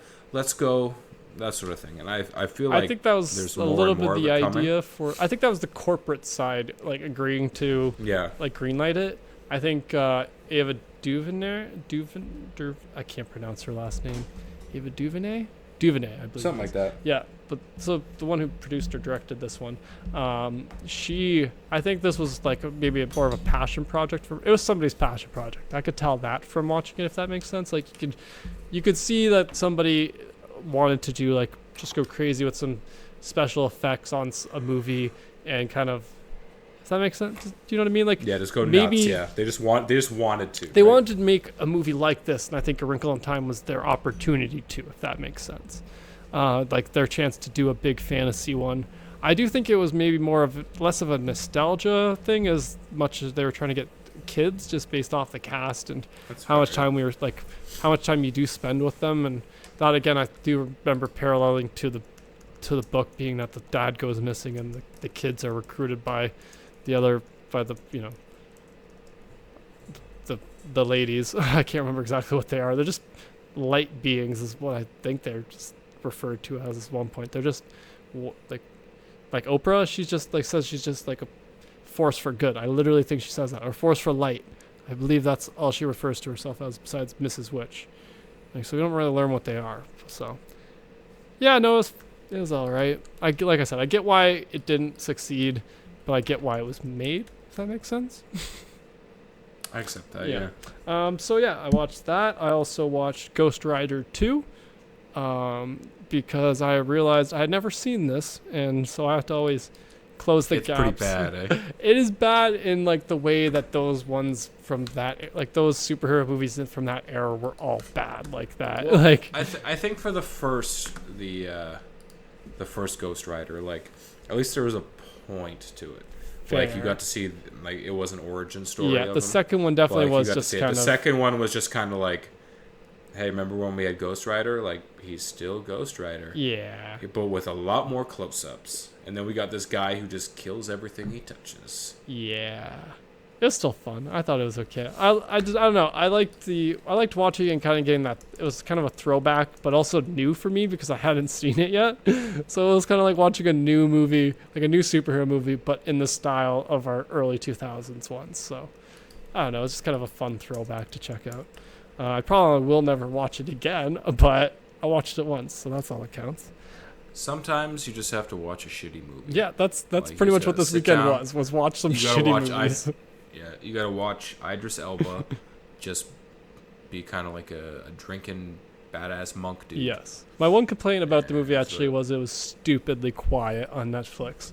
Like their voice, like I don't know, like Well, I think that's just the movie. I remember it being that way Okay. when I watched it. I thought it was Where maybe it's just the there's movie. not a whole lot of like necessary dialogue. Well, and it's Like, like the thing for me was that like all the dialogue that they do have is so quiet, and then they have the explosions, which are just like 20 times as loud, and it's like, okay, well, I'm turning my TV up so I can actually hear the words you guys are saying. Because you also didn't have subtitles available for this movie on Netflix, which annoyed me a little bit because I'm like, help a brother out. If you're gonna have a quiet thing, give me at least the subtitles, right? Yeah. But yeah, Like at least in the first one, like the devil goes by Mephisto, and you're like, oh shit, that's an actual Marvel character. Yeah. And then in this one, they're like, no, he's Rourke. And you're like, why is everyone bad named Rourke? I'm sure there's some reason to that. Yeah, so I watched Ghost Rider 2, and then the last thing I watched was Lucy with Scarlett Johansson. Like the Scarlett Johansson one, Yes. that was a trippy ass movie. Very trippy. Again, one of these ones that I had never seen. It slipped through the wire. Like kind of just slipped through, like just forgot to see it when it came out. Never watched it since. So I just checked it out to, again, see a crappy movie that I hadn't seen before. And yeah, there's a reason this one also didn't get a sequel. It is a stretch of a movie. First of all, any of these movies where it's like, oh, we only use 10% of the human brain. This is one of those false lies that TV has told Isn't me it like a lot you of could times. like we only use 10%. Like you wouldn't be alive. at a at a time. Like that's it. Like Like we use like certain What? sections light up more, but it's not that. So like Yeah. the idea is that we only use 10% of our brain capacity, but the reality is Yeah. that doing certain things only uses 10%. But we Yeah, you use can't all use it all different at parts of once, our right? brain for different Yeah. things. If you're like painting, your whole brain lights up. If you do drugs, your whole brain explodes. Okay, and but for her, she does these drugs or gets these drugs like, you know, kicked into Ingested. her, Yeah. like literally kicked into her, and she, Yeah. you know, it's the one person who can survive them like ODing her, which I don't have a problem with that ever, because it's like, well, we got to watch a movie. Superheroes, Exactly. yeah. Like it's Yeah. a movie. It's like otherwise this movie's about somebody who dies in 30 seconds, right? So it's like, okay, Yeah. that's not a movie. So it's like, okay, I can get past that, but they do stretch it so far. This like concept, which I kind of find a little interesting. You know, I don't mind the idea of expanding human abilities. I don't love the, you know, the starting premise of, oh, we only got this % of our brain. I prefer just, well, no, she's just increasing her brain capacity. I'd rather it just be that as opposed to, oh, we're going from 10 to 100%. But I also get why that, you know, that device, that storytelling device kind of works too, is having that percentage popping up on the screen as we're going through the movie, realizing as she can get more and more powers. But it also did feel a little bit like felt like a video game, like the tutorial of a video game, where you're learning all your abilities in the game, but you don't get anything actually happening. Yeah, it was a weird one for me because like I didn't quite understand how like as you unlock these levels, like you said, in your brain, and you become more aware and you develop the powers, how you become one with the universe. Like it was just a weird, almost like a godlike mentality. Oh, a little bit. Like we're given these bands that only allow you to be this. And then you take your band off, and all of a sudden you're like, "Oh shit, I'm Superman." Yeah, no, I agreed. Had that kind of feel where it's like they tried to make to throw. What I really feel like is whoever wrote this thinks they know a lot more about the universe than they do, and decided to you know what I mean? Like they did some freaking mushrooms. They think that they took their mind to a higher level, and they think that if I found the right drug, you could expand the human mind to a point where we could do these abilities, which there's no scientific actually evidence for. There's no, you can't find science to prove that it's possible for ESP to bring something across the room. It's just. I bet you some guy, like you said, did the mushrooms. Yeah. And he started watching the Bradley Cooper movie Limitless. Yeah. Where he takes the pill and he becomes smarter and smarter. Or whatever and smarter, movie that guy watched that stopped, inspired him to make that, because I think they came out around the same time. Yeah, he did that. I think Limitless came out a couple years before. Did it? Okay. But, anyways, you probably watched that, and then you watched a documentary about, I think it's like seahorses, something like that in water, can actually see colors that we can't. Yeah. Like they can see fucking blurple. Okay. Yeah. But we can't, which is crazy for our brains to try and comprehend understand this concept of how we see something, but it's actually different because there's the aura's there, or it's a color that we can't comprehend. Yeah, our brain can't. We don't want to think we're a lesser species because of that. Yeah. Motherfucker, we can't even see in the dark anymore. Yeah. That's how evolution works. We didn't need to see in the dark anymore because we kept making fires. So we can't see in the dark. We evolved to the point where we could forage and hunt for ourselves, so we didn't have to run away at night. So we don't need night vision anymore because now we can see better in the day. That is evolution. So I bet you this guy just got fucking baked off his ass, watched that documentary, watched the Limitless, and was like, whoa, the universe is so intense. And it fucking is. It is. It isn't all locked in your brain. It is. It's not. The universe is just shit that we don't understand and we can't comprehend. I'll agree with that. However, I don't think it's locked in our DNA and in our brains to be unlocked. I don't think we all have the answers in ourselves, that we're just not able to interpret those electrical signals. I don't believe that, because that's a big stretch that we're getting into very big metaphysics that again is all based off of just theories and ideas that people that went to university have made up. And the only people that are checking that work are other people who went to university for the same thing. Conspiracy? I don't know. I'm not saying yes or no. I'm just saying it's an interesting thought to think about. No, think about that shit. Think about it. It's wait, the only people who agree with the people who came up with the quantum physics are other people who took quantum physics? Interesting. Huh. Okay. Just saying. Anywho, Boom. That's all I watched this week. That took a lot longer than I ever thought. This is our longest episode ever, and we haven't even got to you. Tell me yours is short. And Craig's not even here. He's normally it's his lists that take the longest, not mine. Yeah. Because we have to bitch about something. Yes, and this happened a lot this week between me and you. Without him, I think it's unfiltered is what happens. Okay, so we talked about Dave Chappelle's new special. Yes. I watched that. Okay. So there's one thing. Down. I watched a couple more episodes of CSI. Great We show. covered that a little bit Done. with Sherlock Holmes. Boom. That's it. Boom. Okay. I watched the new Lego Batman movie, Family Matters. Okay, yes. It is a Lego Batman movie. It's entertaining. Okay. Felt like it took forever. Is it a straight to DVD one though? Yeah. Okay. Yeah. Just wanted to make sure I didn't miss one. Because there's a lot of those animated Batman movies. Yes. Yeah, the animated the animated superheroes in general. Yeah. Yeah.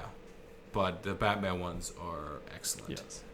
I watched Jurassic World at the shop Nice. yesterday and today. So much better than it gets credit for. It's all right. Like, I actually prefer the CGI dinosaur Really? over the Oh animatronic. damn, that's some Just controversial because, shit. just because in this one they use the Indominus Rex to like just destroy shit. That's true. It isn't like exclusively let's run away from dinosaurs. They do a lot of dinosaur on dinosaur destruction. That's fair. That is the advantage of CGI is you can get dino fights, whereas animatronics that's too expensive. And To not break even, your like- machines on one another because Robot Wars is not expensive. even not even fights like at the end where it's the T-Rex versus the Indominus Rex versus the fucking Mesosaurus or whatever it is who jumps up and like "Meow," and drags him to a Man, I'm the watery MacGuffin. yeah, just like pulls him down and you're like, oh, this is bullshit. Saw that coming from the beginning. Forget that. Like, it's like when they have the Indominus Rex just show up and like attack the Ankylosaurus Yeah. and like flip it on its back and bite its fucking head. I'm like, oh man, whoo, hot damn. Yeah, I'll give you And that. that sort They of do stuff, have like- far more intense dinosaur and Yeah. dinosaur action. Not just like the animatronic ones where it's like, here's the T-Rex, it's gonna headbutt something and knock it over, and you're like, still fucking cool. Yeah. However, if you're gonna create a super savage, destructive dinosaur, I'm just gonna say, all I'll say is I think the first ones are better story-wise. oh for Okay, sure, story-wise, Chris Pratt is so wooden. Yeah, he's such Like, a nothing his- character in that one. He's just like, I like raptors. In his defense, though, that was very Did you have script-based too. Yeah, did you have anything else to add to that, or Nope, raptors, these animals. and you're like, okay, I don't know what qualified him to be the only person on Earth who could train raptors, but something did. considering he was in the Navy. Apparently you get training in the Navy to deal with. If you're in a boat, if you're on ships or you check radar or whatever your Navy job is, that means you can train animals. Yeah. See, that's my problem with the newer ones. They're just such like Yeah. there's stretches to the point where it's like, okay, well no, let's like I can accept a lot of stuff. Like, yeah, I can accept that you got a freaking island full of dinosaurs, but have a little like logic with it too. Like, come on. Yeah. Be smart about it. It takes smart people to make a dinosaur island. Like, if you're gonna say that people made these ones, then be smart about it. Because you could have just gone with, we found an island that no one ever discovered. It had dinosaurs. Like, that's Jurassic Park Yes. could have been that, but they decided no, we're gonna have smart people in it. So you gotta be smart. But anyways, next, what else did you watch? Next up, I watched Harry Potter and the Philosopher's Stone. That makes 'cause I'm doing sense. a little bit of a binge for that Harry Potter lifestyle, and that's what kind of sparked Yeah. my I figured my it, 'cause twist. You had a couple, of especially those. my Hagrid twist. I do like that Hagrid twist. I watched the Mindy Project. Okay, is this a 'Cause I rewatch needed for a you or? This is a rewatch Okay. for me because I needed something I'd seen before just to throw on because I couldn't watch Happy Endings for the 6th time. Yeah, I was gonna say start because to we finish. talked about that last week, and then you sent me a snap, and I'm pretty sure the snap was happy endings, right? Yep, it definitely Okay, was. I was fairly certain it was, yeah. which is why I didn't think it was out of place to be Was like. that was how that the many one where I Yeah. the Tom Segura spotted one? Pardon? Was that the one where I spotted Tom Segura as a camera guy? Maybe. No, I think that was a separate one. Okay. Because that time I was just like, oh, that's cool. Oh no, that was the same time because I was like, oh Yeah. yeah, how many times have you rewatched this now? Yeah, and I was like 740. Yeah. I like Happy Endings. Good show. Terrible ending. Yeah. Great show. Ironically, first name. Yep. So next up, last thing on my list, I watched a super intense Argos game Oh. on Sunday. They touched down Atlantic. They faced the Montreal Alouettes in Moncton, New Brunswick. I really did not see this coming whatsoever. It came down. They got down to like the 2-yard line with 0.3 seconds left. What's and the the score? opportunity to tie, then win the game. Okay, so they had to get. Wait, did they need? They did were they like need one 40 to tie? yards away. They, didn't need, they Pardon? just needed the They regular need a conversion touchdown tie. to tie, yeah, and then an extra point to win. Oh, extra point to win. Okay. Yeah. So they were like 40 yards away from the end zone. McLeod Bethel, John Balthazar Thompson steps back. He throws the ball. And someone fucking catches it Oh, that's at like the 2-yard line. Yeah. And it shows 0 on my screen. And I was like, oh, he was so close. and then the announcer's like, "There's 0.3 seconds left on the scoreboard," and I'm like, "What?" That's crazy intense. I didn't even know you could get that in like that into I didn't. it. Holy shit! I thought we just rounded down at that point. No, because they got to play, Yeah. and the ball got into the receiver's hands in the end zone, Yeah. and then he started falling down, and probably 3 to 4 inches off of the ground, a DB comes under, punches the ball. That's what we do. They came within 4 inches of tying the game, and they didn't do it. It was a bummer. Like, I'm not even like a heavy Argos fan, but like, I can't watch. See, I and can't. all I could I think can't about cheer for the that- Ticats. I just can't. I understand, but all I could think from hearing that was, way to go, DB. Do it. Yeah, like it was. Oh Gotta man, throw that I can't wait respect for up there Zach for my Colaros to come out and start. Past defenders. But yeah, All right. it was an intense game. But that's it, guys. That was Thanks for listening to short. our almost 2-hour. Oh my episode. God! I swear this has to be one of our longest episodes ever, and I did not Oh, expect definitely. that. I think we've only had like 2 longer, and they were both like Star Wars. Yeah, and they both had 3 people here. It's definitely our longest, like 2 people on a podcast episode, I think. But I won't keep rambling on and make it even longer. You're welcome, guys. Bye. Bye.